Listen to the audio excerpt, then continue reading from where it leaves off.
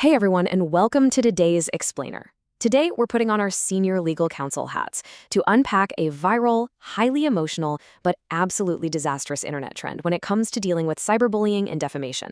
We're going to dig into exactly what happens when the very understandable desire for justice completely derails into criminal territory. So here's the big question we urgently need to answer.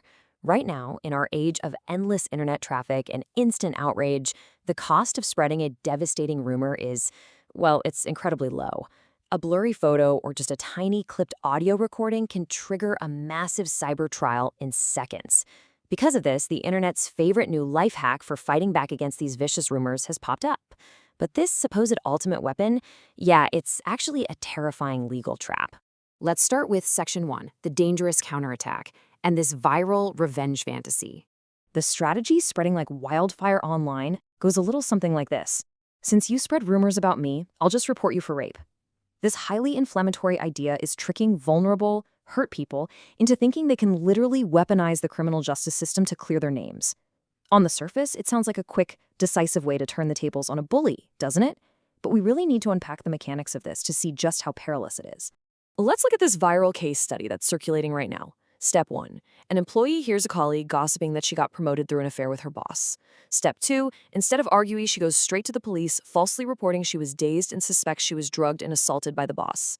Step 3. By doing this, she essentially forces the gossiping colleague into the police station as a criminal witness. And Step 4. The boss is dragged directly into an interrogation room, the whole shebang. You can see why the idea is so popular, right? From a literary perspective, this strategy has a really precise rhythm. It perfectly grabs the victim's desire for proportional retaliation. As an internet revenge novel, it feels incredibly empowering and satisfying. It makes the rumor mongers tremble before the law. But as legal counsel, I have to warn you. While it makes for a fantastic fictional story, trying to execute it in real life is pure, unadulterated fiction. Which brings us to Section 2, the cost of false accusation. Or, as I like to call it, the boomerang of the law. Okay, here is the legal hammer. Article 243 of the criminal law explicitly outlaws this exact behavior. If you fabricate facts to falsely accuse and frame someone with the intent of subjecting them to criminal punishment, you aren't just bending the rules. You are committing a serious crime. The penalty? Up to 3 years in prison, criminal detention, or public surveillance.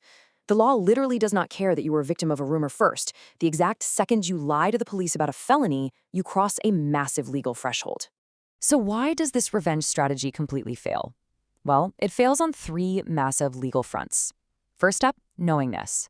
You know perfectly well no sexual assault happened, yet you trigger the power of the state anyway. That is ironclad subjective malice. Second, criminal harm. By initiating a criminal probe, you inflict irreversible, real-world damage on the accused life, freedom, and career. And third, evidence backlash. People vastly overestimate their ability to lie to modern detectives. Honestly, you cannot outsmart them. Let's look at this victim-to-suspect pipeline in action just to see how fast that boomerang comes back to hit you. Day 1, you file the false report. By day 2, police activate modern forensics. We're talking CCTV, biological samples, communication records, movement tracking. By day 3, your fabricated timeline completely unravels under their scrutiny.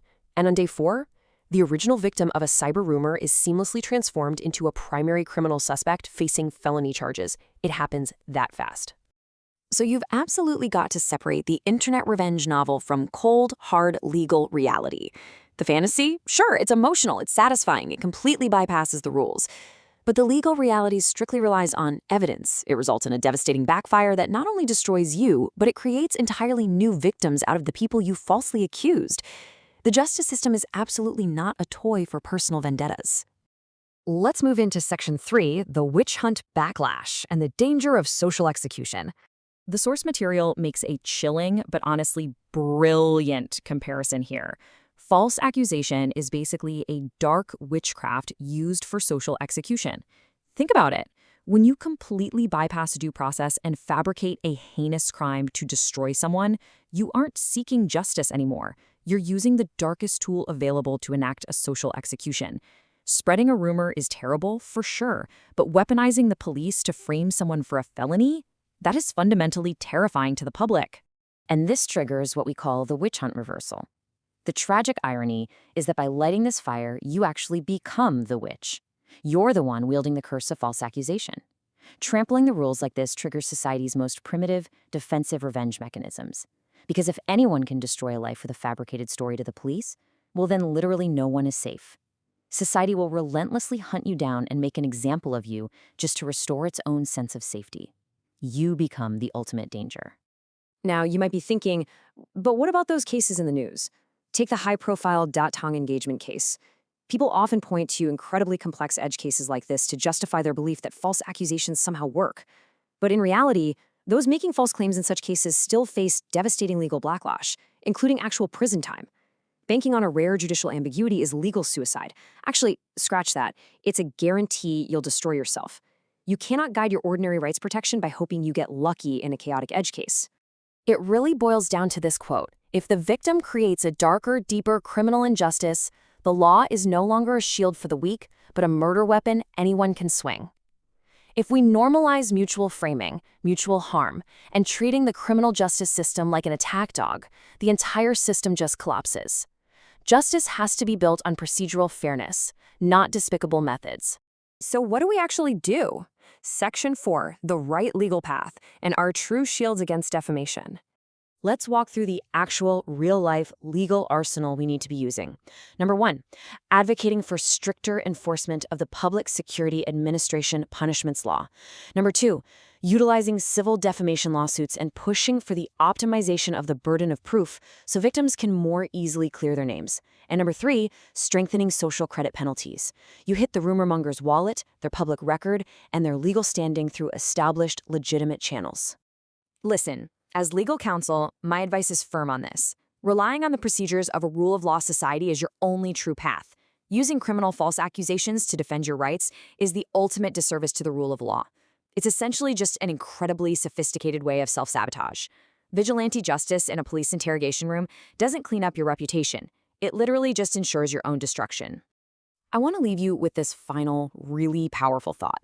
A hallmark of a society ruled by law is making the rumor spreader pay the price, not turning the angry victim into a new perpetrator.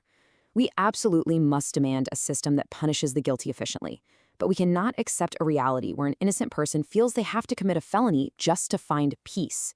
So ask yourself, when someone attacks your reputation, will you protect yourself with the shield of the law, or will you pick up a weapon guaranteed to destroy you as well? Thanks for joining me on today's Explainer, and I'll see you next time.